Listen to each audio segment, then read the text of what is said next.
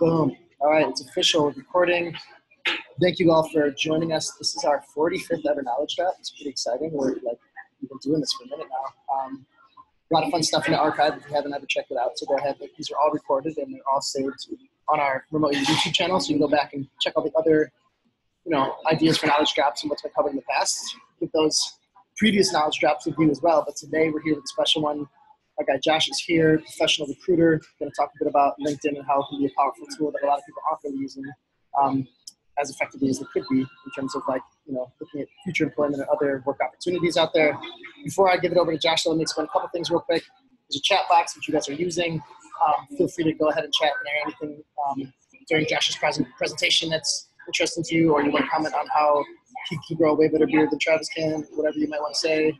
Go ahead and use the chat box. There's also the question and answer box. So we'll have Josh run through a slide deck for the beginning of the knowledge drop, the first 15, 20 minutes or so.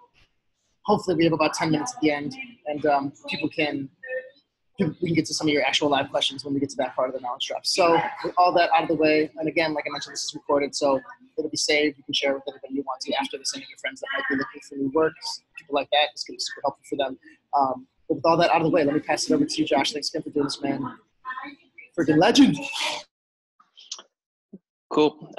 Thanks, Travis. Let me get the screen going here. All right. Well, like Travis mentioned, I'm a professional recruiter. I've been recruiting for about 5.5 years now. And throughout my remote year program and just kind of with friends and family in general over the last year or so, I've had a lot of questions about LinkedIn. What should I put on my profile? What should I not? And, thought it'd be valuable to share a little bit of that knowledge with the nation and give you guys some of my, recruiter insider tips. But to get started, again, kind of why I'm doing it, I've got a lot of recruiting experience. I've worked for a couple different agencies, one of them being the largest in North America for IT staffing, and done some extensive recruiting training with LinkedIn, which is the main source that I use when I am looking for candidates. And kind of the basics of what I'm going to cover, just do's and don'ts for your profile, how to stand out to hiring managers and recruiters, and how to make yourself a top candidate. So let's get into it. Starters, do's and don'ts.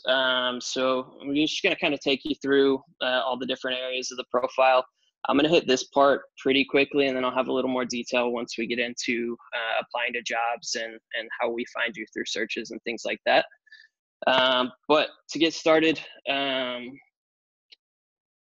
see if I can get on the right page. Sorry, guys. Starting with your picture, pretty obvious. Do's and don'ts. Don't take a selfie for your LinkedIn profile picture. But when it comes to the do's, there's not a lot of rules here. What I tell people is just look like the people you want to work with as far as the company that you want to work with in your LinkedIn profile. So if you're going to work at a startup where they wear t-shirts every day, then throw a picture of you in a t-shirt on your profile. But if you're going to work in the finance industry where they wear suit and tie every day, then you probably want to have a suit and tie in your profile picture. But not too complicated. Job titles is important. So I see all the time in recruiting that people want to think of some kind of special, unique job title that's going to make them stand out. So you have people like in my space saying they're a hiring Jedi, or software developers that think they're a software ninja or a coding ninja. But the truth is when recruiters are looking for you, you're going to match based on pre-populated titles that are already out there to jobs. You're going to show up in searches because of those. So if you have one of these unique names that not a lot of people use, you're not going to show up in as many searches, and you're not going to match to as many jobs that might be a good fit out there for you. So when you go to put in your title, use one of the options that already come up to you. That way you give yourself a better chance of getting noticed. When it comes to the headlines, this isn't super important, but what I recommend to people is to use one of the 4 things that I've got here. Either use your current job title, or pick something that's going to attract the job you want, the company you want, or something that encompasses a little bit of everything. So I use the example from one of my good buddies, Lawrence, and Lawrence has had several different roles, being head of HR, head of people ops, recruiter, and just different leadership roles. So right now he's actually applying for all kinds of different jobs, and he did a great job of just encompassing all of his skills into one headline. That way he can attract all the different things he's looking for. When we get to skills, you have kind of two different areas here on your skills, being your endorsed and your chosen skills. And the chosen skills haven't been available for the whole time that LinkedIn's been around, so I don't know if everyone is aware of those. I actually skipped something, so I'll go back to that in a second. Sorry, first time using this presenter. Anyways, so your skills. Your top skills are something that you can elect yourself, which is what's going to show up most clearly to recruiters. So when you go to edit your skills, this is what will show up, and you can put little blue pens next to the skills that you want to show up. But then also, much like the pre-populated job titles, you can add any and all the skills that are relevant to you. And you want to have more rather than less when it comes to this, so that you'll match to more things and you'll show up more. Going back to experience real quick. So the biggest important thing here is when I'm a recruiter, if I'm looking at either a resume or a LinkedIn profile, I want to make sure that the two match. There's no discrepancies between the two. Otherwise, the assumption is going to be that you're lying or you're trying to fake something on one or the other. So when you go to apply to a job, just make sure like your dates, your job titles, things like that match up between the two.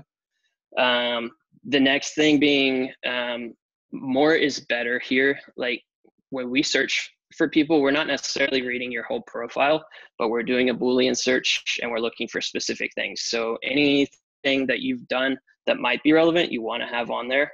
And even like early career stuff, you'd be surprised how often, like for a sales position, they're looking for somebody who's worked in the restaurant industry because they know those people know how to hustle and have good customer service or something like that. So you want to include everything. And the same goes for education, certifications, anything like that that just might be relevant to one specific job that's out there. So when we go to finding jobs on LinkedIn, there's kind of four main things to look at here. The career interest section is the most important part, and we'll dive into that pretty deep. Then previous engagement with companies, just applying in general, and then how recruiters search for you. So when we go to career interests, this is something that's only a couple years old on LinkedIn, and I'm going to actually take you over there to show you kind of what I feel like is important here. But on the career interests page, it's under the jobs tab, and I'll actually click on the jobs tab so you can see in case you've never navigated there.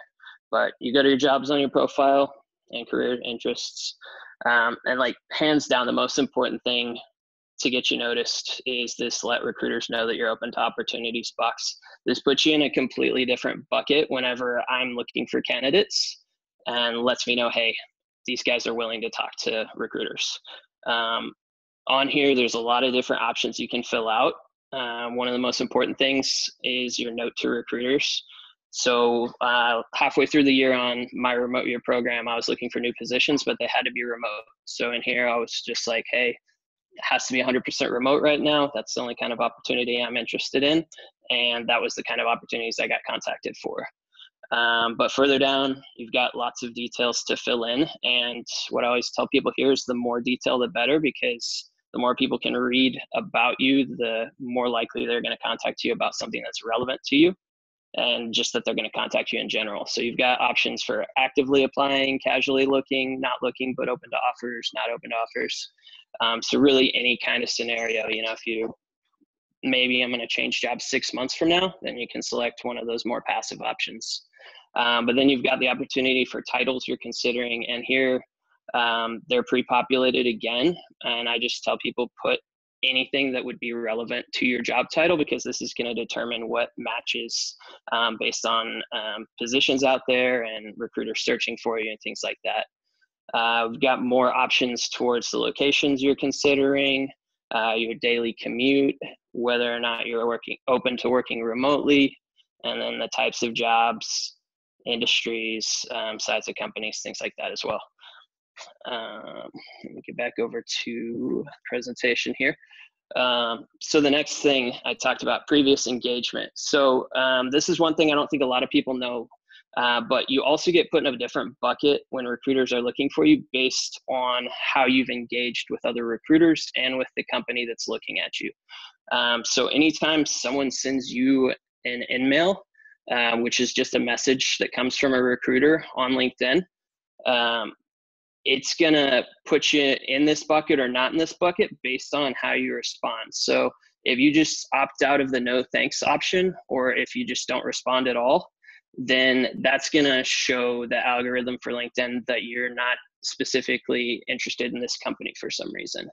Whereas if you type a response and say, hey, thanks, not right now, or you say yes and talk to them further, it's going to put you in a bucket that's going to tell them, hey, this person's more interested in talking to recruiters, talking to my company specifically. So it's going to help you show up in more searches and hopefully see more opportunities come towards you. The other thing here is if you follow the organization on LinkedIn, then it's going to show that you're engaged with that organization. And it's going to show the people who work there that, hey, this is somebody we may want to reach out to hire because they're interested in us in general. So when you go to actually start applying for positions, there's some specific things you can do to make yourself a top candidate. Some of those things are going to be how your skills match, whether you follow the company, like I just mentioned, the years of experience and the specific experience as it relates. And then I always just recommend people tweaking their resume based on each specific position they're applying for, because there could be something relevant to that position that maybe you want to emphasize in that resume. And then cover letters. I feel like cover letters are a little antiquated, so I'm not a fan of them, but if it ever does ask for one, typically recruiters aren't going to consider you at all if you don't include one. So just pay attention to that requirement on a posting. But when we talk about matching the skills specifically, I want to take you to a job posting and show you kind of what I'm talking about and why it's relevant. So anytime you're applying to a job on LinkedIn, the job poster, so like when I'm creating this job, say it's a recruiter for Twitter, I'm going to put all the skills that I need for this job. So you'll see them over here in the skills section. And so if I'm applying to this job, I see I've got 7 out of 10 right now, it looks like. But maybe I've got organizational development and project management experience. I just don't have that on my profile. So before I apply to the job, I'm going to go back, add those things to my profile so that I actually get a 9 out of 10 instead of a 7 out of 10. And then I'll go in and apply. This is relevant just because when you actually do apply to the posting, you go into the bucket of candidates. And this is the view that I see when I hover over your name as a candidate that applied to my job. So if you've got only 3 out of the 7, 8 things that I need, I might not even look at your full details. I may just go on to the next candidate that's going to be a better match. So by checking and seeing what they're looking for and then making sure that you're highlighting the experience you actually have that matches that, you're going to make sure that you give yourself the best chance of actually getting contacted when you do apply to something. So kind of lastly, how we search for you. I want to give you a little bit of like what that looks like on my screen in the LinkedIn Recruiter. So I've got a few screenshots of that and then kind of walk you through just what shows up and what doesn't. So I mentioned earlier, job title and location and skills are all really important. And then you get into these other categories down here too. Are you open to opportunities? Are you more likely to respond? Company connections, things like that. So when I go to do a search, the 3 main things that come up here are going to be your job title, the location, and the skills. So those obviously the things that you want on your profile as far as a good job title that matches the pre-populated ones that are already there for you, making sure you've got the locations that you're open to, and then any and all skills that you can include. But once I run that search, here's how it shows up for me. And this is what I'm talking about when I say like it puts you in a different bucket. So when I send messages or call candidates, I start with the ones that are open to opportunities, because I know these people are going to be more responsive, and I'm maximizing my time just like we all do in our work. But then from there, I have the other things I mentioned, company connections. So this is if you're connected to somebody with the company, or if you've engaged with the company, you followed them on LinkedIn. And then more likely to respond is any of that previous engagement with either recruiters or this company in general. So typically, if I have a posting, I'm going to reach out to all of these people. And then if I find a candidate, great. If I don't, then I'll go to this one over here. But most of the time, I don't even get to the total candidates. So if you haven't selected that open to opportunities page, you're significantly like reducing your opportunity to get contacted. So I wanted to kind of show you the page there and what it looks like. Another piece of this, when I actually go to a profile, a lot of the ways I find people is by finding similar profiles and people who are also viewed. So a way that you increase your chances here is by joining groups with your peers.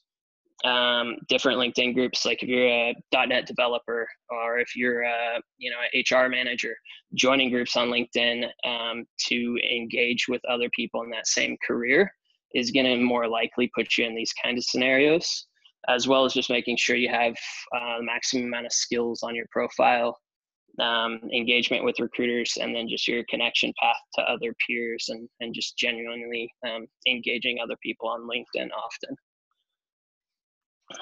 So to bring it all together, kind of what I think are the three key takeaways is just when it comes to your profile, make sure you have a complete profile.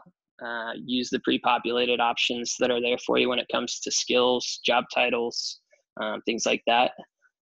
Engage, if you have a LinkedIn and you're going to be looking for work, engage with companies, follow the companies you're interested in. Engage with your industry peers, follow the influencers that are specific to your industry and your job, and then make the connections and join the groups that are specifically applicable as well. And then when you go to apply for jobs, make sure that your skills match, make sure that the skills you have in your repertoire are actually represented on your profile.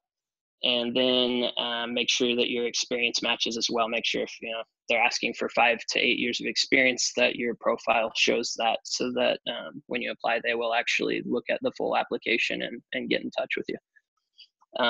So that is it in a nutshell.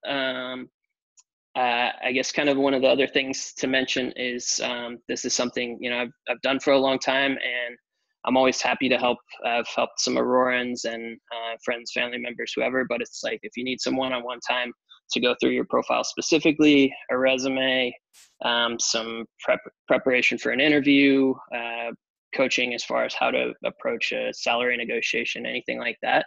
That's the kind of stuff I just do on the side, just for fun. But outside of that, open to take any questions. And then also I think Travis wanted to touch on the specifically adding LinkedIn to our Slack. Yeah. I was already kind of hyping that before the call, but if you haven't seen that, check the announcements in Nation Slack. And yeah, why don't you jump out of screen, share, Josh, and we'll just go back to our faces. Perfect. And we did already get a few questions that came through as well. Before we jump into those, I just had a thought, like the open to new opportunities, click to turn that on. Is there any risk of doing that if you are already employed? Like can your employer see that and then be like, oh man, this person's like trying to get out of here. And so it's like a no bueno kind of thing if you're already employed? Yeah, no, good question. LinkedIn does a lot to protect you. As far as other people who work for the same company can't see that you have selected that option, and they can't see that part of your profile. That being said, if you work for a company where like maybe there's subsidiaries under the same umbrella or something like that, that could put you at risk. As a general principle, most people are open to opportunities. So I'd say like if your boss is going to freak out that bad anyways, you should probably just do it and find a new job. But it's fair advice. It's fair advice. And Carrie actually just asked the question, and then we'll get to the Q&A box. Thought it's a great question. She's saying, how would you recommend for people that were just participants on remote year? How do you incorporate that into your LinkedIn, into your resume?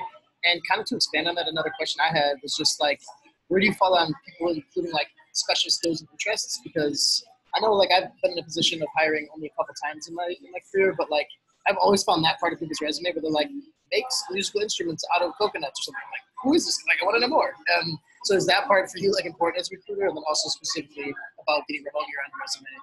How would you recommend that? Yeah. So remote year on your resume and or your profile, typically I'll throw it in there just like chronologically with the job section, wherever it fit.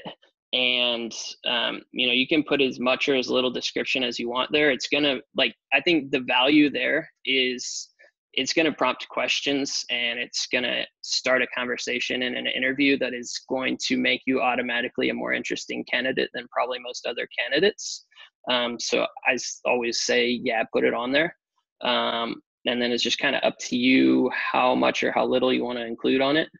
And then as far as your question on special interests and skills, Travis, kind of same there. I'm a proponent of putting more rather than less on things, which is kind of backwards to what a lot of people say. People used to say only make sure your resume is 1 or 2 pages, but we use Control F to find what we're looking for when we're looking at resumes these days. So it's like we don't really care how long the resume is. We're probably not going to read the whole thing anyways. We're just searching for what we're looking for and how much of that you have on there. So yeah, I'd say add anything and everything, because you never know when the person interviewing you may also make drums out of coconuts or something. Awesome, thanks, man. That's super helpful. Got a couple questions here too in the Q&A box. Rich Rama's asking, basically, does LinkedIn replace resumes these days? He's saying he doesn't believe either, but that it's a question that people might want to know, or like both still important. Yeah, it doesn't replace a resume yet. I hope it does eventually, because I don't they're almost the same at this point. But a lot of job applications through LinkedIn, they've got the quick apply now, and it's like in that instance they're looking more at your LinkedIn than your resume. So it kind of depends, but it doesn't quite replace it yet. Side question, I guess. Do you feel like that's LinkedIn's goal ultimately, to like become a replacement? Yeah, actually, so the direction they're going with their product is to try and make LinkedIn more like an applicant tracking system. And so, yeah, the way they're building it for us recruiters is so that we can track the entire history of interaction with a candidate all in LinkedIn. And so in that case, yeah, eventually, if they can get further along in that goal, then yeah, you don't need resumes because everything's just right there in LinkedIn. Interesting. All right, got more questions coming in. Alicia's asking, she does a lot of things. So, she's a creative director, writer, content strategist, filmmaker. How do you recommend people, back to like the titles thing that you brought up, how do you recommend people that just have like a super diverse work history, a lot of titles? How do you incorporate all of them, or do you just pick the top one? Or? Yeah. I think in that instance, it probably depends more on what you're looking at as far as opportunities. If there's, if you're specifically looking for jobs with one of those titles more than the others, then maybe you want to make that your title on LinkedIn. And then maybe in that headline section, you can put all of the things that you do. But then also in the description part of the job, I would put a lot of detail as far as all the different things that you do. Just so it's going to hopefully get you, because a lot of times we're doing a Boolean search on top of the job title stuff. So if she's got all the other parts of her job listed there, then it'll show up in the Boolean search. Awesome. Thanks, man. A couple more questions, couple more minutes we got here. Ryan's asking, would you recommend directly contacting someone at the company about the role you're interested in, like somebody in management, just to introduce yourself or something like that? Or is that kind of a no-no? Where do you fall on that? I think it depends on the role and the scenario, but I happen to know Mr. May there, and he's in sales. So I know most managers for sales roles like people to be aggressive. So in that kind of instance, it would probably be a good thing. And definitely if you know someone at the company, reach out to them, because it is still definitely a world where having an in gets you a lot quicker than just applying on your own. Another good question from Maria. She's asking, would you recommend that people apply for jobs via job boards or via LinkedIn? Or if you find the same job posted both places, do you apply to both? What's the best practice there? I would highly recommend LinkedIn these days. So give you an example. At my last agency I was working at, we had subscriptions to Career Builder, Dice, a biotechnology specific job board. And I use LinkedIn more than any of those other ones to find candidates, just because on LinkedIn, I've got more information about the candidate in general. And I also get a quicker response rate from them. And then similar for them, you're going to get a quicker response rate from the company or the recruiter. And you're going to see things like notifications on your LinkedIn when somebody from that company has viewed your resume, and things like that. So I would recommend using LinkedIn. They also have algorithms that are really good. So if you apply to like 10 jobs, they're going to recommend to you 10 other jobs that are really similar to those jobs that you may not come across anyways. So yeah, I would definitely recommend that. That's cool. I didn't know that. That's awesome. A lot of questions, man. People are curious about this stuff. We got another one. Do you use Workday at all? And somebody said, I applied for a job there. The resume filtered through the fields, experience positions, but then it filtered their most recent experience last, so the chronology got all screwed up. So they're wondering if that will hurt them. They submitted a resume as well, the same application. Do you know which one the recruiter will look at first, the resume or the profile on Workday? Yeah, so I don't use Workday specifically, but it's one of many applicant tracking systems. I actually hate when companies have it set up like that, where you have to apply through the applicant tracking system. But most likely they're going to look at your resume first. As long as you filled out the application through Workday and everything was filled out as far as any questions that it asked, they're probably going to look at your resume first. But also, if they're using something like that, they're probably getting a lot of applicants too. So it's going to be something where like they're going to look at probably 10% of the resumes. So don't be super discouraged if you don't hear something back, because that's kind of the scenario. I personally try to avoid applying for jobs that make me do that kind of thing. But yeah, you should be good as far as the backwards chronology though. Last question, then we're almost at time, so we got to shut it down. But Andre's asking, what's your take on culture fit? So like from a recruiter's perspective, or also just somebody building their LinkedIn profile, like do you think about that when you're like looking at somebody as a potential candidate for a job? Like do you think like, oh, they're a good match for this company's culture? Does that play in at all? Yeah, so there's a couple things there that, and I'm glad you asked that. This is something I didn't touch on. But a couple things I look at if I'm looking for a culture fit in a candidate on their profile, and that would be, you've got the kind of the summary at the top of your profile where it gives you an opportunity to just say what you're, thanks, Ryan, to say what you're interested in general. So it gives you an opportunity, if you're specifically passionate about something, you can put that in that section of your profile. But then also any volunteer experience and that kind of thing at the bottom is a great way to show a little bit of a culture fit. So if you're passionate about helping people, you list some nonprofit stuff, and then you put something specifically about being interested in technology in your About Me section, then that's going to tell me, okay, it might be a good culture fit. But it's still hard to tell based on a LinkedIn profile. Most of the time I gauge that more on conversation than profiles or resumes. Right on. And Ryan asked one last question of what kind of conditioner do you use to keep that flow? So right now I'm using some of that green tea stuff, just because I'm in the States. But once you're out on the road, it's a little harder to keep it going. Oh man, this has been great. Thank you so much, Josh. Thank you to everybody who joined us and all the great questions y'all have. I think Josh, he put his contact in at the end of the slide deck, so he's open for you guys to reach out on Slack or whatever if you have additional questions. If you're in the process of looking for new work right now, he might be a great person to connect with, get some more of his insider recruiter tips. But thanks again, everybody. We'll be back in 2 weeks with another knowledge drop. Have a good day. Ciao. Thanks, guys. Thanks, Josh.